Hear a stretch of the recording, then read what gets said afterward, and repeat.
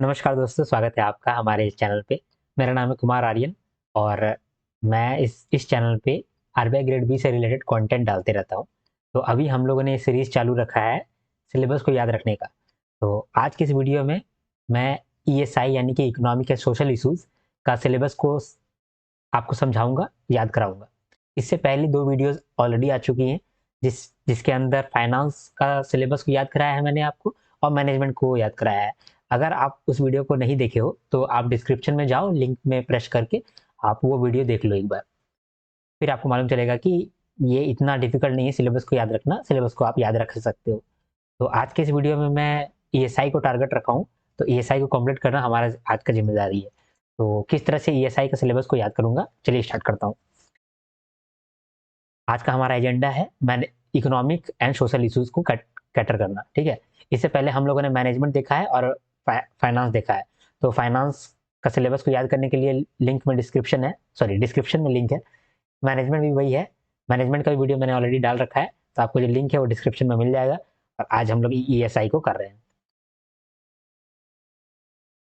तो ये जो सिलेबस है, ये सिलेबस इशू किया गया है आरबीआई नोटिफिकेशन के द्वारा।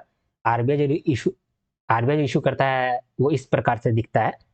ये 2023 का नोटिफिकेशन में ये सिलेबस था, वहाँ से मैंने इसको लाया है। अगर चेंजेस आएगा भी 2024 में, तो एक आध आएगा, एक एक दो पोर्शन हट गया या फिर ज़्यादा नहीं, 99% सेम रहेगा, 1% हो सकता है इधर-उधर हो जाए। तो अगर इधर-उधर हो जाएगा तो वो मैं वापस आपको बता दूँगा।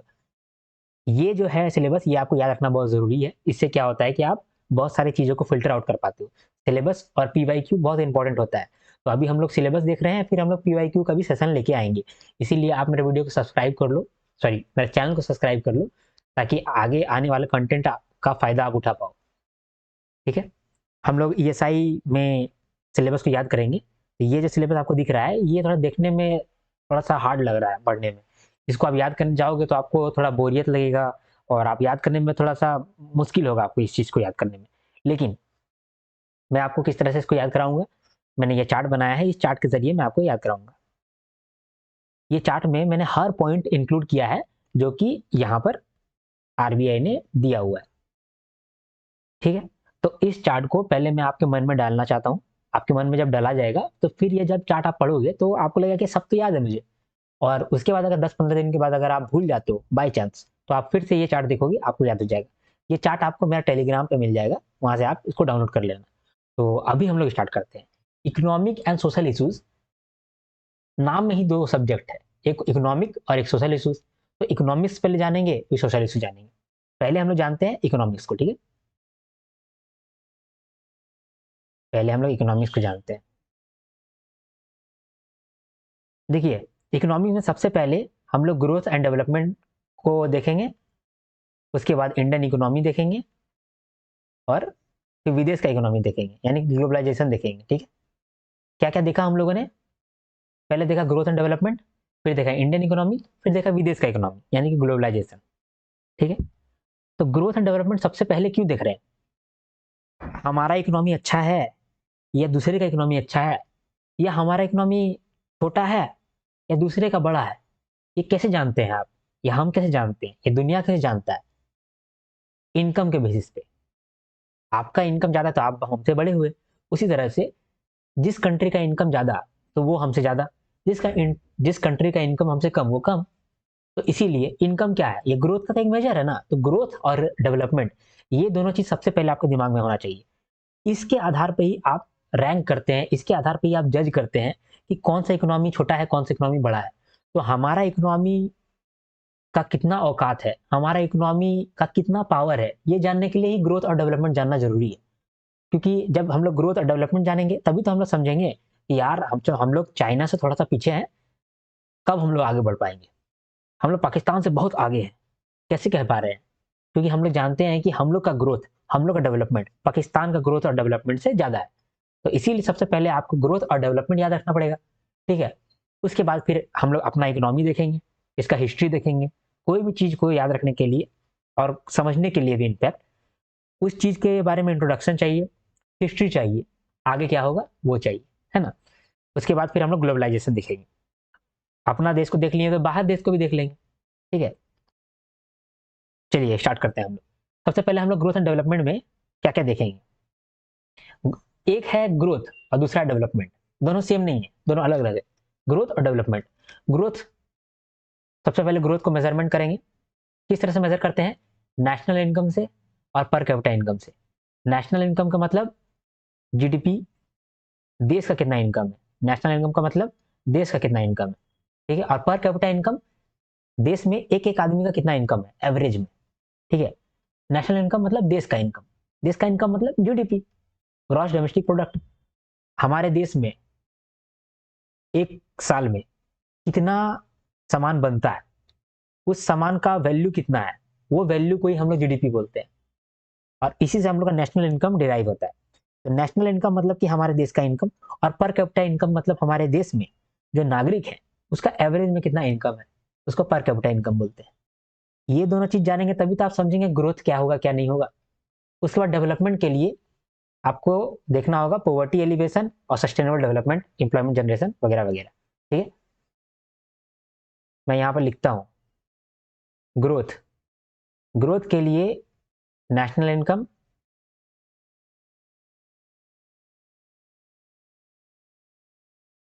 ग्रोथ के लिए नेशनल इनकम और पर कैपिटा इनकम।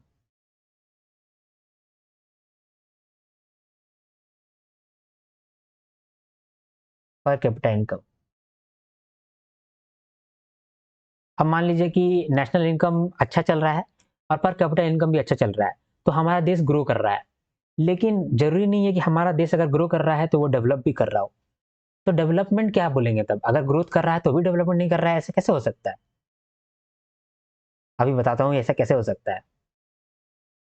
ग्रोथ का मतलब कि पैसा ज्यादा कमा रहे हैं, लेकिन डेवलपमेंट का मतलब हर नागरिक डेवलप भी हो पा रहा है।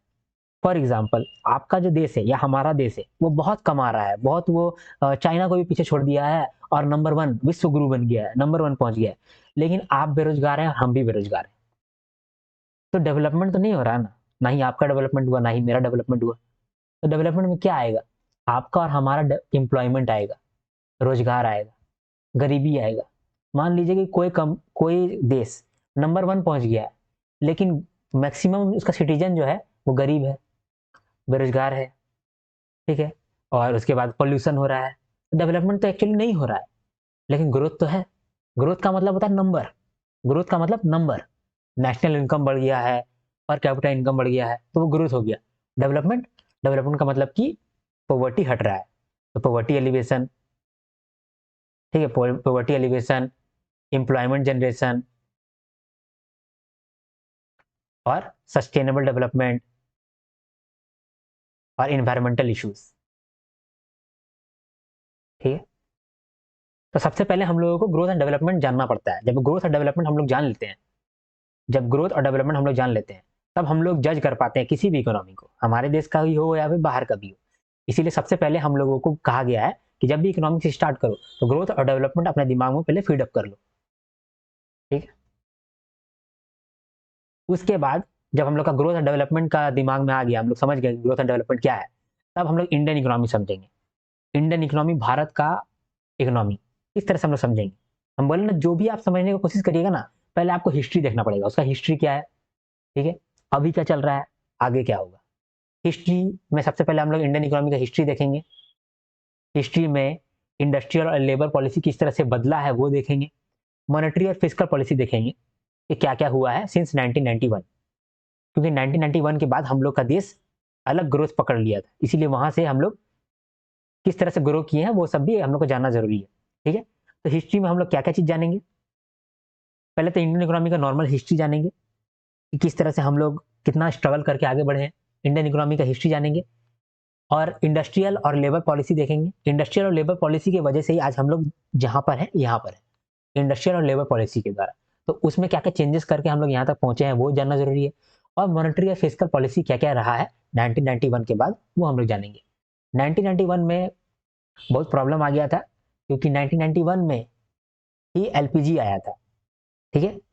Liberalisation, privatisation and globalisation, LPG आया था, उसके बाद से हम लोग अलग रफ्तार पर ग्रो किए। तो वहां से हम लोग क्या क्या फिजिकल पॉलिसी लाया, मॉनेटरी पॉलिसी लाया, वो सब हम देखेंगे। मॉनेटरी का मतलब होता है कि मनी, मॉनेटरी से सुनने में लग रहा है मनी, जब मनी हैंडल करता है वो आरबीआई होता है, जब मॉनेटरी पॉलिसी लाता है वो आरबीआई लाता है, और फिस्कल फिस्कल लाता है गवर्नमेंट। ठीक है, जो आप बजट के रूप में देखते हैं, तो फिस्कल पॉलिसी जो है वो गवर्नमेंट लाता है, और मॉनेटरी पॉलिसी जो है वो आरबीआई लाता है, गवर्नमेंट ऑफ इंडिया लाता है। ठीक है, तो हम लोग इंडियन इकोनॉमी सबसे पहले हिस्ट्री देख लिए कि हिस्ट्री, इंडियन इकोनॉमी का क्या हिस्ट्री है, इंडस्ट्री और लेबर पॉलिसी क्या क्या हुआ है 1991 से, आरबीआई और गवर्नमेंट क्या क्या किया है, यानी कि क्या क्या मॉनेटरी पॉलिसी, क्या क्या फिस्कल पॉलिसी आया है, ये आपको दिमाग में रहना चाहिए। ठीक है, यहां तक आप समझ गए। अब आप सोच रहे हैं कि हम तो आरबीआई के लिए काम करेंगे, तो इकोनॉमी हम पढ़ेंगे, इतना क्या डीप में जाना।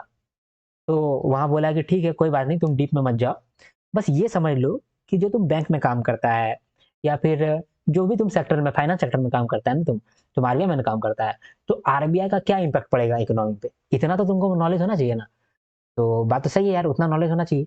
तो यहाँ पे बोल रहा है कि जो हम लोग बजट पढ़े फाइनेंस में, जब बजट पढ़े, इकोनॉमिक सर्वे पढ़े, तो उसको बढ़िया से पढ़ लो, वो भी तो इकोनॉमी का एक पार्ट है, तो उसको एक बार पढ़ लो। उसके बाद हम लोग मार्केट पढ़े थे, Indian money and financial market, ये पढ़ो और ये देखो कि ये इकोनॉमी में किस तरह से इम्पैक्ट डालता है। क्योंकि कहीं ना कहीं तो हम लोग को क्या मतलब, हम लोग को फाइनेंशियल ही सब चीज देखना है, फाइनेंशियल मार्केट हम लोग देखते हैं, इंडियन मार्केट देखते हैं, तो उसका क्या इम्पैक्ट पड़ता है हमारी इकोनॉमी पे, ये चीज तो हमारे दिमाग में रहना चाहिए। इंडियन बैंक का क्या रोल है और रिजर्व बैंक का क्या रोल है डेवलपमेंट प्रोसेस में।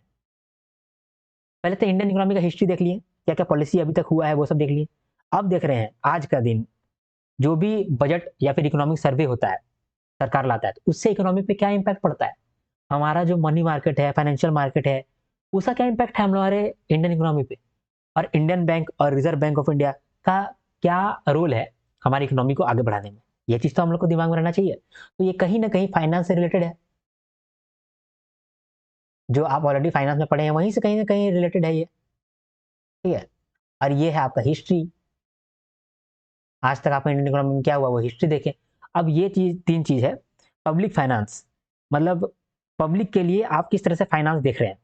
ठीक है, आपको मालूम है आप तो ऑर्गेनाइजेशन में काम कर रहे हैं, आरबीआई में काम कर रहे हैं और बैंक के थ्रू काम कर रहे हैं, तो आपको एक ओवरऑल नॉलेज होना चाहिए कि पब्लिक में फाइनेंस किस तरह से चलता है, सरकार जो है कौन कौन सा पॉलिसी लाता है, कौन कौन सा स्कीम चलाता है जिसमें कि पब्लिक को फाइनेंस पहुंचता है, फाइनेंशियल इंक्लूजन होता है, तो वो फाइनेंस, पब्लिक फाइनेंस होता है, वो आपको जानना जरूरी है। पॉलिटिकल इकोनॉमी है, ये आपके लिए जरूरी है कि किस तरह से पैसा को किस तरह से मैनेज कर रहा है, सरकार भी मैनेज कर रहा है, हमारे देश में किस तरह से मैनेज हो रहा है, वो सब भी आपका दायित्व है। उसके बाद हमारे देश में तीन सेक्टर है, एग्रीकल्चर सेक्टर, सर्विस सेक्टर और इंडस्ट्रियल सेक्टर। ठीक है, जिसमें से कि एग्रीकल्चर सेक्टर बहुत तगड़ा है और सर्विस सेक्टर बहुत तगड़ा है हमारे देश का, और इंडस्ट्री भी धीरे धीरे बढ़ रहा है। तो इन तीन सेक्टर जो सबसे इंपॉर्टेंट है, इन तीन सेक्टर का डेवलपमेंट हम लोग को देखना जरूरी है कि अभी हाल फिलहाल में इसमें क्या क्या डेवलपमेंट हो रहा है, क्या न्यूज में है, ये सब चीज आपको जानना जरूरी है। तो इतना आप जाने इंडियन इकोनॉमी से रिलेटेड, क्या क्या आप जाने, सबसे पहले हिस्ट्री जाने, हिस्ट्री में क्या क्या इंडियन इकोनॉमी का क्या हिस्ट्री है, अभी तक क्या क्या पॉलिसी वगैरह आया है, अगर इंडस्ट्री और लेबर पॉलिसी या फिर मॉनेटरी और फिस्कल पॉलिसी। ठीक है, लेकिन बोल रहा है कि मॉनेटरी और फिस्कल पॉलिसी बहुत पुराना तुमको जरूरत नहीं है, 1991 से याद कर लो, क्योंकि 1991 से हमारा देश अलग ही लेवल पे पहुंचा है, तो उतना तुमको याद करना चाहिए हिस्ट्री को ध्यान में रखते हुए, इतना तुमको हिस्ट्री मालूम होना चाहिए। उसके बाद फाइनेंस, तुम फाइनेंस रेगुलेटर के साथ काम करोगे तो फाइनेंस रिलेटेड तुमको कुछ कुछ नॉलेज होना चाहिए कि तुम जो भी मार्केट देखोगे, मनी मार्केट, फाइनेंशियल मार्केट, उसका क्या लिंकेज है इकोनॉमी के साथ, इकोनॉमिक सर्वे और बजट जो तुम पढ़ते हो उसका क्या लिंकेज है हमारे इकोनॉमी के साथ, इंडियन बैंक और रिजर्व बैंक ऑफ इंडिया का क्या लिंकेज है हमारे डेवलपमेंट प्रोसेस के साथ, इंडियन इकोनॉमी के साथ। ठीक है, वो चीज हम लोग देखते हैं। फिर पब्लिक फाइनेंस, पॉलिटिकल इकोनॉमी, ये दोनों सरकार करता है, यानी कि फिस्कल पॉलिसी का पार्ट है, तो ये सरकार कर रहा है पब्लिक फाइनेंस और पॉलिटिकल इकोनॉमी, इसका भी आपको नॉलेज होना चाहिए, जो जो स्कीम लेके आ रहा है वो स्कीम आपको मालूम होना चाहिए। ठीक है, और इंडियन इकोनॉमी में तीन पिलर है, इंडियन इकोनॉमी का तीन पिलर होता है, इंडस्ट्री, एग्रीकल्चर, सर्विस, तो इन तीनों का डेवलपमेंट आपको जानना जरूरी है। ठीक है, ये तो इंडियन इकोनॉमी हम लोग समझ लिए, हिस्ट्री, फाइनेंस रिलेटेड और बेस। ठीक है, अब ग्लोबलाइजेशन का बात करते हैं। पहले हम लोग क्या क्या चीज का बात किए, देखिए हम लोग इकोनॉमिक और सोशल इश्यूज पढ़ रहे थे, तो इकोनॉमिक और सोशल इश्यूज में सबसे पहले हम लोग इकोनॉमिक्स को पढ़े। इकोनॉमिक्स में कुछ भी चीज समझने से पहले हम लोग को ग्रोथ और डेवलपमेंट का सब चीज़ मालूम होना चाहिए। तो पहले ग्रोथ एंड डेवलपमेंट हम लोग पढ़े। ग्रोथ क्या होता है, डेवलपमेंट क्या होता है। ग्रोथ के लिए national income, per capita income जरूरी है, क्योंकि ग्रोथ में नंबर मैटर करता है, नंबर।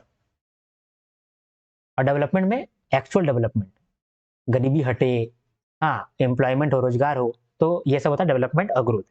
ये दो चीज़ हम लोग जान गए, तो फिर हम लोग इंडियन इकोनॉमी समझे, क्योंकि ग्रोथ और डेवलपमेंट समझेंगे तभी तो किसी भी इकोनॉमी को समझ पाएंगे। तो चलिए आप अपना किसी भी इकोनॉमी समझने से पहले अपना ही इकोनॉमी देख लेते हैं। इंडियन इकोनॉमी को समझने आए, हिस्ट्री जानेंगे। सबसे पहले इंडियन इकोनॉमी का हिस्ट्री जानेंगे।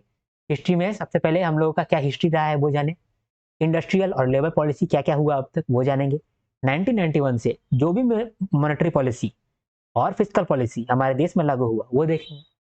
उसके बाद हम लोग चूंकि फाइनेंस पढ़ते हैं, तो फाइनेंस से इंडियन इकोनॉमी को लिंक करेंगे। फाइनेंस में बजट और इकोनॉमिक सर्वे होता है, इकोनॉमी पे क्या इंपैक्ट डालता है, ठीक है।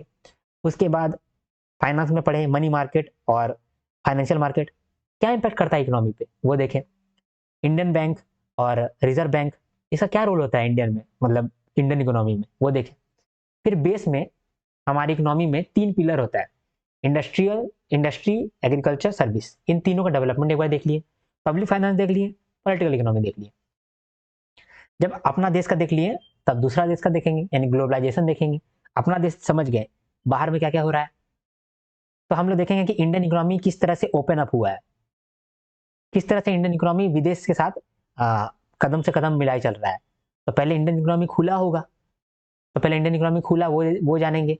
बैलेंस ऑफ पेमेंट बहुत जरूरी है, ठीक है, बीओपी, क्योंकि हम लोग का देश में बीओपी क्राइसिस ऑलरेडी आ चुका है, मतलब आ चुका था। तो उससे हम लोग किस तरह से आगे बढ़े हैं, तो इसलिए गवर्नमेंट चाहता है, आरबीआई चाहता है कि आप इस चीज को पहले से जान के रखें कि दोबारा बीओपी क्राइसिस ना आ पाए। बैलेंस ऑफ पेमेंट क्या होता है इसके बारे में आपको नॉलेज होना चाहिए। एक्सपोर्ट और इंपोर्ट क्या कैसे होगा, क्या है, ये पॉलिसी किस तरह से हम लोग लागू करते हैं, ये सब कुछ आपको नॉलेज होना चाहिए। क्योंकि ग्लोबलाइजेशन का मतलब ही होता है एक्सपोर्ट और इंपोर्ट, आयात और निर्यात। इंटरनेशनल इकोनॉमिक इंस्टीट्यूशन, कुछ कुछ ऐसा इंस्टीट्यूशन है जिसके बारे में आपको नॉलेज होना चाहिए, क्योंकि जब बाहर में हम लोग ट्रेड करते हैं, बाहर में हम लोग सामान इंपोर्ट करते हैं, एक्सपोर्ट करते हैं, तो कोई कोई नियम हम लोग को मानना पड़ता है। किसका नियम मानना पड़ता है, आईएमएफ का मानना पड़ता है, वर्ल्ड बैंक का मानना पड़ता है, डब्ल्यूटीओ का मानना पड़ता है, आरसीईपी यानी regional cooperation of economic programme, ऐसे करके कुछ नाम है। तो ये 4 चीज आपको याद रखना पड़ता है, तो इनके बारे में आप पढ़ोगे, कहाँ पर इसका हेडक्वार्टर है, ये सब आप जानोगे। और इंटरनेशनल इकोनॉमिक इश्यूज, ये भी आपको जानना जरूरी है। तो ग्लोबलाइजेशन में हम लोगों ने क्या क्या देखा। ग्लोबलाइजेशन का मतलब ये होता है कि पहले बाहर बाहर में हम लोग ट्रेड करने लगे, तो बाहर में ट्रेड करने से पहले हम लोग का इंडियन इकोनॉमी तो ओपन अप होगा, तो opening up of Indian economy. फिर बैलेंस ऑफ पेमेंट क्राइसिस हुआ था, तो उसके बारे में हम लोग पहले समझ के रख लेते हैं। एक्सपोर्ट और इंपोर्ट करेंगे।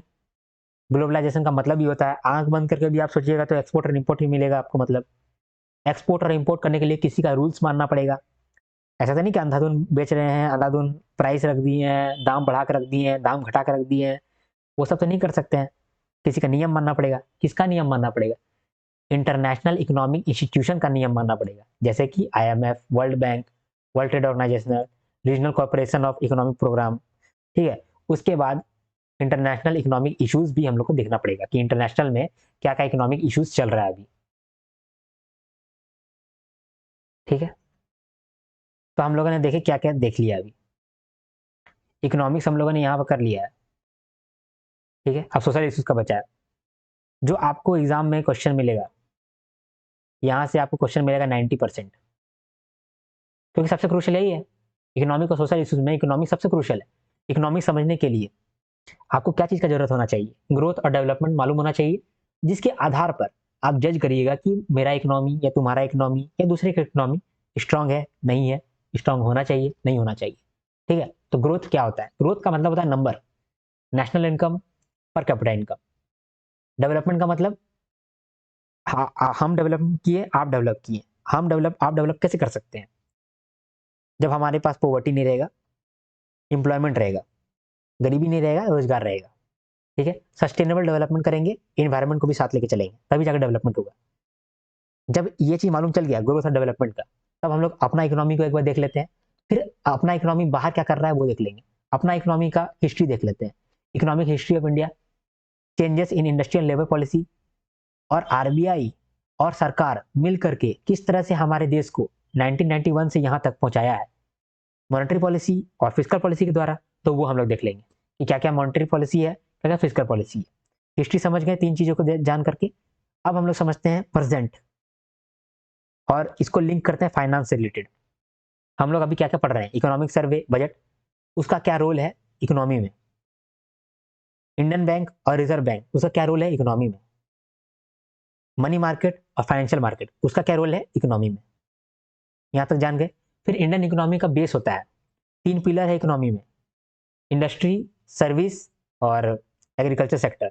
इन तीनों सेक्टर का डेवलपमेंट एक बार देख लेते हैं।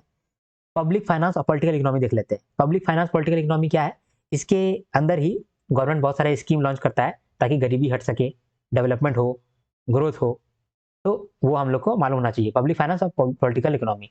ग्लोबलाइजेशन की बात करें तो सबसे पहले हमारा देश, हमारा इकोनॉमी जो खुलेगा, ओपनिंग अप, ठीक है। एक्सपोर्ट या इंपोर्ट करेगा। अगर एक्सपोर्ट इंपोर्ट करेगा तो कहीं का बात मानना पड़ेगा। किसका बात मानना पड़ेगा, इंटरनेशनल इकोनॉमिक इंस्टीट्यूशन का बात मानना पड़ेगा, जैसे कि IMF, world bank, RCEP, WTO, ठीक है। उसके बाद इंटरनेशनल इकोनॉमिक इशूज कुछ कुछ है, उसको हम लोग समझना पड़ेगा। बैलेंस ऑफ पेमेंट क्राइसिस हो गया था हम लोग का, तो बैलेंस ऑफ पेमेंट को हम लोग को समझना पड़ेगा। तो यहाँ पर आप इन्हें इकोनॉमिक्स देख लिया। सोशल इशूज देखते हैं। सोशल इशूज में क्या क्या सोशल इशूज हो सकता है, सामाजिक समाज में क्या क्या प्रॉब्लम हो सकता है, वो आप समझिए। आप सोचिए कि हमारे समाज में सबसे बड़ा प्रॉब्लम क्या क्या हो सकता है। एक प्रॉब्लम है जेंडर इशू, कि हमारा देश इतना डेवलप हुआ है तो भी बहुत सारा जेंडर इशू है। लड़कियों को अभी भी डिस्क्रिमिनेशन का सामना करना पड़ रहा है। सैलरी, मतलब सैलरी में भी बहुत अंतर है, लड़का को सैलरी अलग मिलता है, लड़की को सैलरी अलग मिलता है। तो इस तरह का बहुत सारा इशूज चल रहा है। तो इन सारे इशूज को लेकर के हम लोग विश्व गुरु तो नहीं बन सकते हैं। तो ये सोशल इशूज को हटाने के बाद ही हम लोग का डेवलपमेंट असली होता है। एक तो गरीबी और एम्प्लॉयमेंट, ये सबसे इंपॉर्टेंट था, क्रूशल था। लेकिन इसके साथ साथ सोशल इशूज में आपको जेंडर इशूज को भी ध्यान में रखना पड़ेगा। जब तक आपका जेंडर इशूज आपका देश में खत्म नहीं होगा तब तक आप कुछ डेवलप नहीं कर पाइएगा। जेंडर इशूज आपको ध्यान में रखना पड़ेगा। सोशल जस्टिस आपको दिमाग में रखना पड़ेगा। अभी भी बहुत सारा कास्ट कास्ट सिस्टम चलता है, तो वो कास्ट सिस्टम हटाने के लिए आप सोशल जस्टिस भी कंट्री में मानना पड़ेगा। ये दोनों सोशल इशूज है, ठीक है, जो कि प्रॉब्लम में है। ये प्रॉब्लम वाला सोशल इशूज है, इसको हम लोग को ठीक करना है। बहुत सारा अर्बनाइजेशन और माइग्रेशन होता है हमारे देश में। लोग गांव से शहर आते हैं, शहर से गांव जाते हैं। जो गांव से शहर आते हैं वो अर्बनाइजेशन हो जाते हैं, रूरल से अर्बन पहुंच जाते हैं, अर्बनाइजेशन हो जाता है, ठीक है। रूरल और अर्बन में जो भी अर्बनाइजेशन और माइग्रेशन होता है उसमें भी बहुत सारी दिक्कत है। मान लीजिए कि कोई गरीब आदमी आया शहर में काम करने के लिए, लेकिन शहर में काम है ही नहीं, तो वो कहाँ जाएगा फिर। तो ये सब भी तो सोशल इशूज है, इसको तो आपको ध्यान में रखना पड़ेगा। उसके बाद है डेमोग्राफिक ट्रेंड्स। हमारे देश का पॉपुलेशन बढ़ते जा रहा है, बढ़ते जा रहा है, बढ़ते जा रहा है, जिसके वजह से कंपटीशन इतना बढ़ गया है। आदमी को जॉब नहीं मिल पा रहा है क्योंकि हम लोग का पॉपुलेशन ही बहुत ज्यादा है। अगर पॉपुलेशन ही ज्यादा है तो पॉपुलेशन को कंट्रोल करना, पॉपुलेशन को संभालना, पॉपुलेशन को सही जगह पे यूज करना, ये तो हम लोग को समझना समझना चाहिए। तो ये भी तो हमारा सोशल इशूज है। तो ये सोशल इशूज है। उसके बाद मल्टी कल्चरिज्म। हमारे देश में बहुत सारा कल्चर है, हर कल्चर को साथ में लेकर के ही हम लोग एज ए देश डेवलप कर सकते हैं। इसीलिए मल्टी कल्चरिज्म भी बहुत इंपॉर्टेंट है। हालांकि ये सब टॉपिक इस तरह क्वेश्चन नहीं आता है, करंट अफेयर्स बेसिस पे क्वेश्चन आएगा, बहुत क्वेश्चन आपसे इससे भिड़ेगा नहीं, लेकिन फिर भी आप देख लीजिए एक बार, ठीक है। किस तरह से इसको याद करेंगे देखिए। हमारे गांव में बहुत सारा कल्चर था, ठीक है, जिसकी वजह से झगड़ा होने लगता था, और वहां पर बहुत पॉपुलेशन भी था। तो कुछ लोग क्या किए, मतलब कुछ लोग क्या किए, वो लोग बाहर चले गए, माइग्रेशन कर लिए पढ़ाई करने के लिए। और जब पढ़ाई करने के लिए आए या फिर काम करने के लिए आए तो वहां पर आप उनको देखने को मिला कि यहाँ तो बहुत सारे जेंडर इशूज है। यहाँ पर भी लड़की लड़का होता है, यहाँ पर भी लड़की लड़का होता है। तो इन लोगों को लगा कि चलो यार सोशल जस्टिस पे काम करना चाहिए, ठीक है। गांव में रहते थे, बहुत सारा मल्टीकल्चरिज्म था, बहुत सारे लोग था, कल्चर अलग था। वहां से कुछ डेमोग्राफिक ट्रेंड बने, कुछ ऐसे ऐसे लोग निकल के आए जो कि माइग्रेट कर गए, वहां से शहर आ गए। शहर में देखा कि यहाँ पर भी जेंडर इशू है, यहाँ पर सोशल जस्टिस का जरूरत है, ठीक है। तो इसको आप ऐसे भी याद कर सकते हैं, नॉर्मल याद कर सकते हैं। इसमें एक multiculturism, demographic trend, urbanisation, migration, gender issue और सोशल जस्टिस। जेंडर इशू और सोशल जस्टिस तो आप सीधा याद कर सकते हैं। अर्बनाइजेशन एंड माइग्रेशन आप याद कर सकते हैं, और मल्टीकल्चरिज्म और डेमोग्राफिक ट्रेंड्स आप ऐसे याद कर सकते हैं। ठीक है, तो यहाँ पर आपका ये कंप्लीट होता है। अभी मैं एक समराइज करूंगा इसको, तब समरी एक बार देख लो।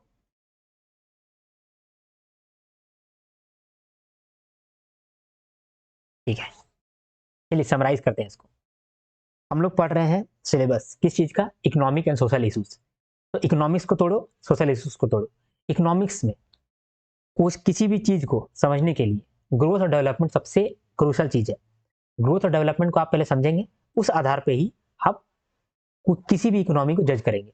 तो ग्रोथ क्या होता है? ग्रोथ मतलब होता है नंबर, नेशनल इनकम और per capita income. National income का मतलब हमारे देश का क्या इनकम है, और पर कैपिटा इनकम हमारे देश का नागरिक लोग का एवरेज में कितना इनकम है, ये जानना। फिर डेवलपमेंट, डेवलपमेंट क्या है? ग्रोथ तो हो गया नंबर, लेकिन डेवलपमेंट में आपको गरीबी हटना चाहिए, एम्प्लॉयमेंट मिलना चाहिए, गरीबी हटना चाहिए, एम्प्लॉयमेंट मिलना चाहिए, और हमारा एनवायरमेंट भी क्लीन होना चाहिए। ठीक है, जब ग्रोथ एंड डेवलपमेंट हम लोग समझ गए, याद कर लिए, तो फिर हम लोग इकोनॉमी को समझेंगे, क्योंकि ग्रोथ एंड डेवलपमेंट इसीलिए जाने ताकि हम लोग इकोनॉमी को जज कर पाए।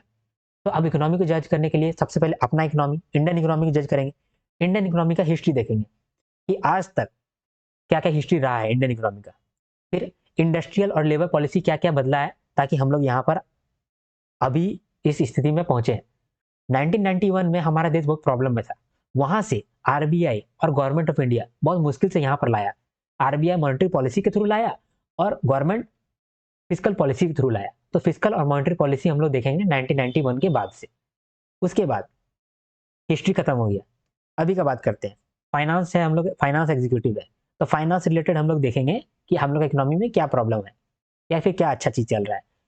बजट पढ़ते हैं, इकोनॉमिक सर्वे पढ़ते हैं, उससे क्या इम्पैक्ट पड़ रहा है हमारे इकोनॉमी में, क्या इम्पैक्ट हो रहा है। उसके बाद फिर हमारा इंडियन बैंक्स और रिजर्व बैंक का क्या रोल है हमारे इकोनॉमी में। फाइनेंशियल मार्केट और मनी मार्केट क्या लिंकेज करता है इकोनॉमी के साथ।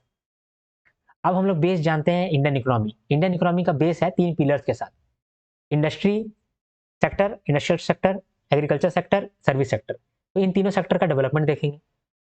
सरकार पब्लिक फाइनेंस और पॉलिटिकल इकोनॉमी करता है, तो उसके बारे में जानेंगे। पब्लिक फाइनेंस में पब्लिक को किस तरह से फाइनेंस पहुंचाना है वो देखा जाता है। पॉलिटिकल इकोनॉमी में किस तरह से उस इकोनॉमी में कंट्रोल किया जा रहा है पैसा को, तो वो देखा जाता है। ग्लोबलाइजेशन यानी कि जब हमारा देश ग्लोबल होने लगा, तो जब हमारा देश ग्लोबल होने लगा, विदेश के साथ टाई अप करने लगा, तो क्या करेगा? पहले तो अपना इकोनॉमी को ओपन अप करेगा, तो opening up of Indian economy. फिर क्या करेंगे? फिर हम लोग करेंगे एक्सपोर्ट इम्पोर्ट। तो एक्सपोर्ट इम्पोर्ट करेंगे, तो एक्सपोर्ट इम्पोर्ट पॉलिसी। तो एक्सपोर्ट इम्पोर्ट करने के बाद किसी मतलब कि ट्रेड जो हो रहा है एक्सपोर्ट इम्पोर्ट, इसका तो हम लोग को रूल्स मानना पड़ेगा। किसका मानना पड़ेगा? इंटरनेशनल इकोनॉमिक इंस्टीट्यूशंस लोगों का, जैसे कि IMF, world bank, WTO, RCEP. फिर देखा हम लोगों ने कि इंटरनेशनल जब हम लोग ग्लोबल होते हैं तो बैलेंस ऑफ पेमेंट क्राइसिस आ जाता है। कुछ समय पहले हमारे देश में बीओपी क्राइसिस आया था, तो बीओपी के बारे में भी एक बार जान लेंगे। और जब हम लोग सब कुछ जान गए, तो हम लोग जानेंगे कि इंटरनेशनल इकोनॉमिक इश्यूज क्या क्या हैं हमारे देश में, हमारे देश के बाहर प्रॉब्लम क्या क्या है इकोनॉमी से रिलेटेड। अब आ गया इकोनॉमिक्स तो हो गया, अब सोशल इश्यूज का देखेंगे। सोशल इश्यूज में क्या क्या चीज ध्यान में रखना है। इसमें आप विजुअलाइज कीजिए कि आप एक गांव में रहते हैं, वहाँ बहुत सारा कल्चर है, तो मल्टी कल्चरिज्म। वहां से आप निकले, कुछ पोर्शन आप लोग निकले डेमोग्राफिक ट्रेंड्स, कुछ पोर्शन निकल करके आप अर्बनाइजेशन और माइग्रेशन कर लिए। फिर वहां पर भी आप देखें कि यहाँ तो जेंडर इशूज है और सोशल जस्टिस का कमी है। तो इस तरह से आपको सोशल इशूज याद हुआ। तो इकोनॉमी का सोशल इशूज इस तरह से आपको याद हो गया होगा। यहीं पर कंप्लीट होता है हम लोगों का ये वीडियो। तो हमारा जो वीडियो है वो यहाँ पर समाप्त होता है। अगर आप सब्सक्राइब करेंगे तो आगे आने वाले वीडियो में आप पीवाईक्यू को देख पाएंगे। प्रीवियस ईयर के क्वेश्चन को हम लोग डिस्कस करेंगे किस तरह से, जैसे पीआईबी में किस तरह के क्वेश्चन आए गए हैं, तो वो हम लोग देखेंगे। फिर देखेंगे फाइनेंस से रिलेटेड कौन कौन से क्वेश्चन आए हैं 2019 से लेकर 2023 तक, हर क्वेश्चन को डिस्कस करेंगे। इसीलिए आप सब्सक्राइब कर लोगे मेरे चैनल को तो आप फायदे में रहोगे। मैं रिकमेंड करूंगा कि आप सब्सक्राइब कर लो। आपको ये जो नोट्स है, और मैंने पास्ट में बहुत सारे वीडियो बनाए हैं, वो वीडियो भी आप देख लेना, क्योंकि वो वीडियो बहुत क्रूशल है। उसका भी नोट्स, इस वीडियो का और प्रीवियस जितना भी वीडियो है सबका टेलीग्राम पे आपको मिल जाएगा इसका नोट्स। टेलीग्राम में आप सर्च करोगे कुमार आर्यन टेलीग्राम, तो आपको मेरा चैनल मिल जाएगा, वहां से आप नोट्स अवेल कर सकते हो। ठीक है। और आप, मैं रिक्वेस्ट करूंगा कि आप शेयर करें, लाइक करें। एक लाइक मेरे लिए बहुत मोटिवेशन का काम करता है। और कमेंट जरूर करें, क्योंकि आपका एक कमेंट मेरा पूरा दिन बना देता है। तो कमेंट करें। बस इतना ही मैं कहना चाहता था, और यहाँ पर मैं वीडियो का अंत करना चाहूँगा। तो वीडियो अंत करने से पहले हम लोग सब मिलके बोलेंगे, हर हर महादेव, शंभू शंकर। मिलते हैं अगले वीडियो में।